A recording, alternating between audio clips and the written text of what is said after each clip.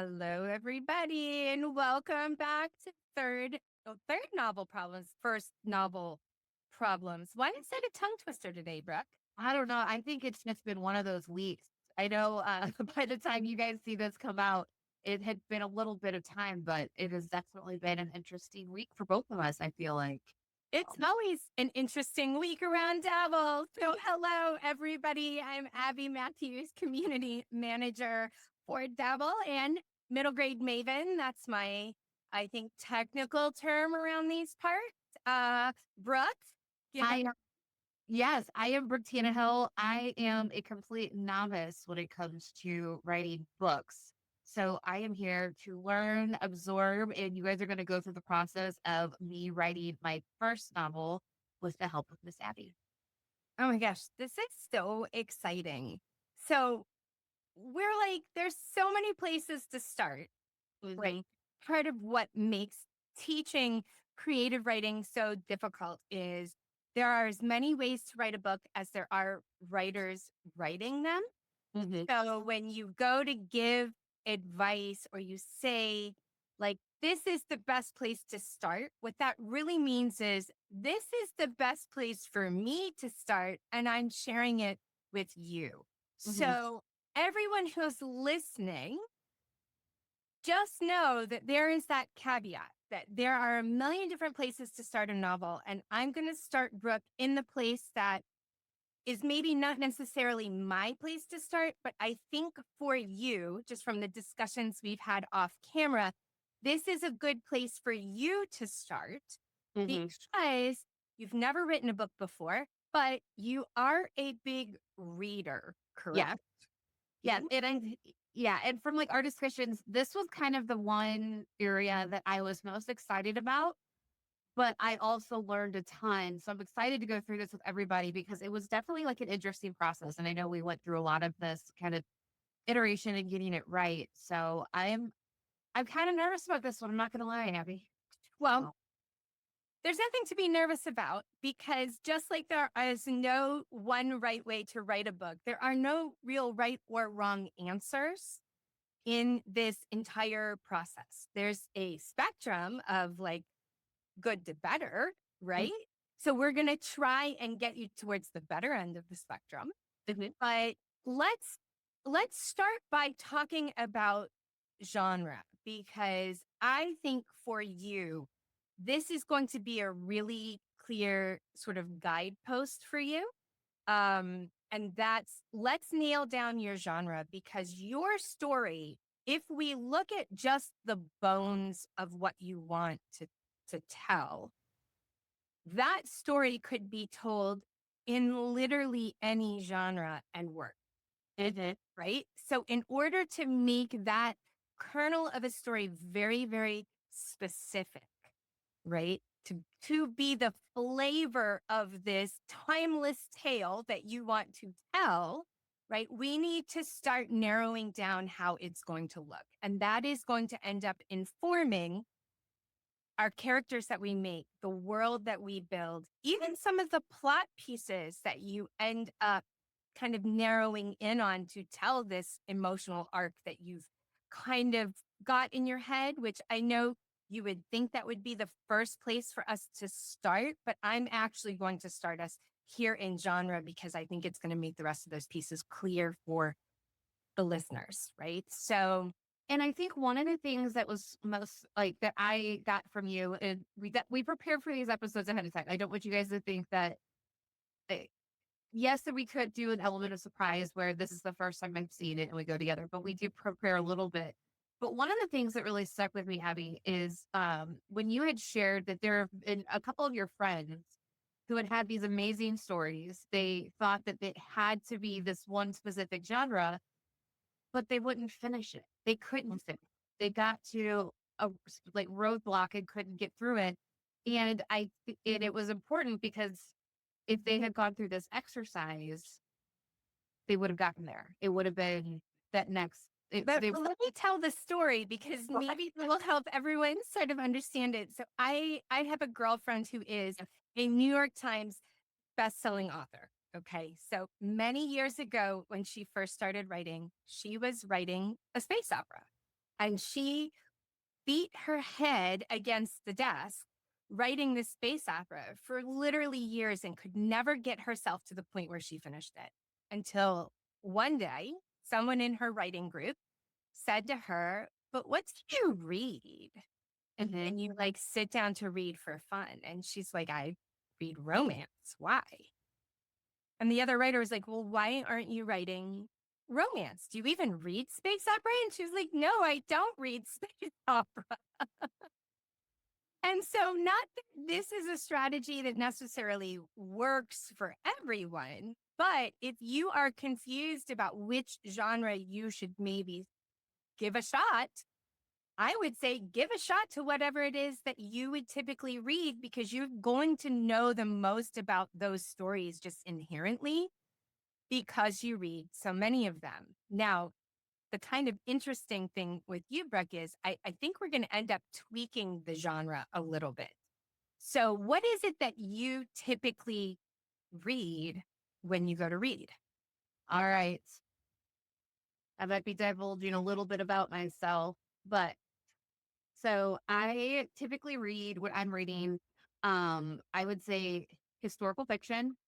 And I know this is going to make me so basic to so many of our like followers and authors are just going to be offended, but mom book club is probably the other genre that I really kind of find myself in when I'm reading. There's nothing wrong with mom book club. Are you kidding me? That's a huge, nook in the market. So there's no reason to be embarrassed by any of the things that we like to read. Listen, I am convinced that the most bad A people on the face of this planet are librarians because they are like zero judgment people. You can walk in and be like, "Hey, listen, I like this one really weird thing." And they'll be like, "I got you, girl. Here's a whole shelf full of more really weird things, just like the thing that you like." Right. So, yeah, book club takes up a big part of the library. I wouldn't be embarrassed about that at all. And so, when we first started narrowing down what Brooke wanted to write, I actually made up a genre quiz that you took that we're going to share with everyone. Um, we will say grain of salt with that because I noticed it did better with some genres than others, just be honest. Yeah. But you kind of thought about writing historical fiction first, which the story you want to write, do you want to give them just like a real basic, like in 3 sentences, kind of the premise? Yeah. So pretty much it's just a girl who has gone through a bunch of stuff who may or may not have had a love interest and a best friend who helped her get through there. But she was actually the main thing. I don't want to give away too much that got her through it.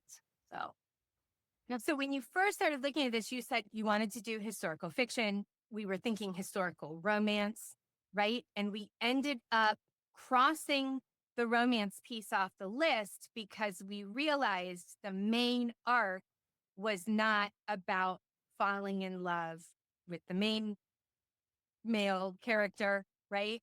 Not that it's female, but for your story as you laid everything out, we realized that was not the piece. Now you have to know enough about genre to know if you tell people you're writing a romance of any sort, if the romance thread is not the main part of the book, you've basically just done clickbait for the reader where you drew in a romance reader and then you did not give them the romance.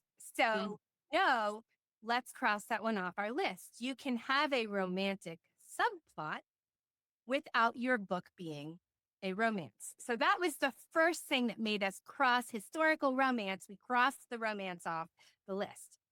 Then we thought maybe this was more kind of a historical literary novel. Right? Yes. Because that was the toe that I've kind of been going back and forth. But I think one of the things that helps, and I guess this is something that I think I would like to iterate with the readers, and it's something that I've learned just from our discussions, is also knowing like don't write above your pay grade. I know we've said that in a couple of other ones, But for my first novel, and I think this is something that you really drilled in, if I were to go like literary that path, I would be setting myself up for, I don't want to say failure, but probably a 10-year process. And you don't read literary. Right. So you don't really have, I think, the genre understanding. And I know some people are like, well, literary is not a genre. We're like the anti-genre. We're the ones that break all the rules. Like that's the one all the art majors tend to go towards. So in a way, yes, but in a way, people who read literary books have a certain expectation of what a literary book is going to deliver to them. And if you Yes. do not understand that expectation, unless you want to start down that path and start consuming literary novels and throwing yourself into that world, maybe we cross that off the list, right? Mhm. So then we started talking about, okay, well, it's historical, right? What decade or era do you want to write in? And so you swirled a little with that one. Do you want to tell them what you came up with? We I'm afraid started to, with. honestly, because we did choose one, but I'm not dead set on it. I will say that. But what we talked about was like the 1920s, kind of that gilded age where there is like um different components of the story that I've shared with you that fit in there. Because I think it's something else like with the historical route that they like people have to consider. Like if your story is about a girl who's like partying nonstop, has all this freedom, is peace, love, and the hippie-ish, don't set her in the early 1900s. Like select a genre that the story can fit into, because otherwise you're going to beat your head up against the wall. So I think that's another thing. So we landed on the 1920s. I might just stick with that just so I have something to go with. But one thing I do want to ask Abby before we go on, and I would love to know in the comments below, would you guys kind of like a guide, and this is a rough guide, of what the expectations are by genre? Like if you are just starting out, if you do not have an Abby, like I did not, if I didn't have an Abby, would that be helpful? Would that be a guide that we can supply to you guys where it's like, hey, this genre, these are kind of the expectations. Now, if you want to go literary, you can break all of them. But would that be helpful for you guys? We'd love to know. So Okay, so let's talk for just a minute on the 1920s, because I thought you had also crossed that out and you were going pure women's fiction, that's right. because you were a little nervous about the research, going down the research rabbit hole. Am I remembering that conversation correctly? You are definitely remembering it correctly.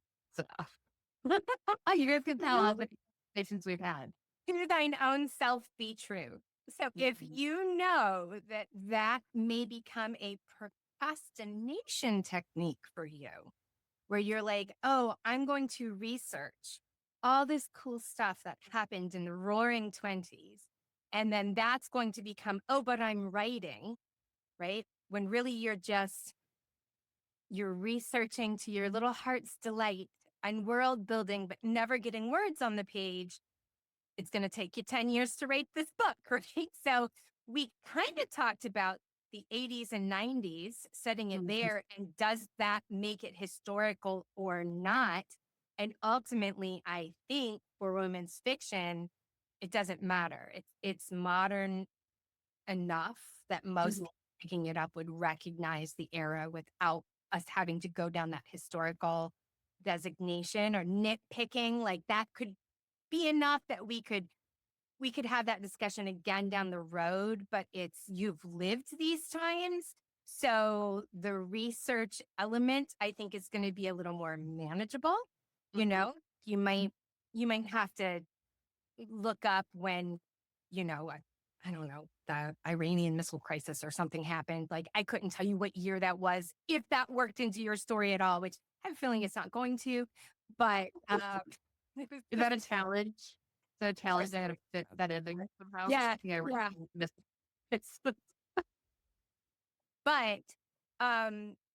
book club fiction, women's fiction, uh, we can definitely sort of make this story work in that world, without fighting against it. Mm-hmm. That makes sense. Like my friend with her space opera, and she was just fighting against it because I think ultimately the story she wanted to tell just did not fit that container. So we can make this container fit the story that I think you want to tell very, very easily. Yep. So No, I agree. I think that's my advice for everyone here. And we call the quiz that we made the Stay in Your Lane quiz, which sounds really bossy. Abby, Probably Karen like stay in your let's lane. be honest. But the idea isn't that I don't want to encourage people to try something new or flirt with a genre. It's what is the genre that is going to best fit what it is that you know, that you want to write, story that you want to tell? Is that the right container? And so take the quiz, um, figure it out, and see if the results match. If they don't match, or if there's some weird glitch in the quiz, let us know. But let me know nicely, because please know it will hurt my feelings if you're mean. Oh, yes. Abby, don't you have to have feelings to hurt them? Yeah, are you saying I don't have feelings? What are you saying? Say, no, I'm kidding. I say that to my kids quite a bit. Oh, you hurt my feeling. And dude, that's not what you just said 20 minutes ago when you were just whacking your sister. So Well, that's this week's piece of advice is take a little time. If you're stuck somewhere mid draft and you're beating your head against the desk like my girlfriend, ask yourself, am I in the right genre? That's one of the many questions you could ask yourself that could help set you down the right path to actually finishing that story. And if you are starting out for the first time or the 15th time, genre is something to consider. yeah. So And we would love to know after you take the quiz if you think it's accurate for the story you have in your mind, or if you think if it gave you like food for thought type of thing. yeah, Because I know it definitely did with when I went through the exercise. So let us know in the comments. We'd love to hear it. And yeah, we'll see everybody next week. sounds great. Bye. Bye.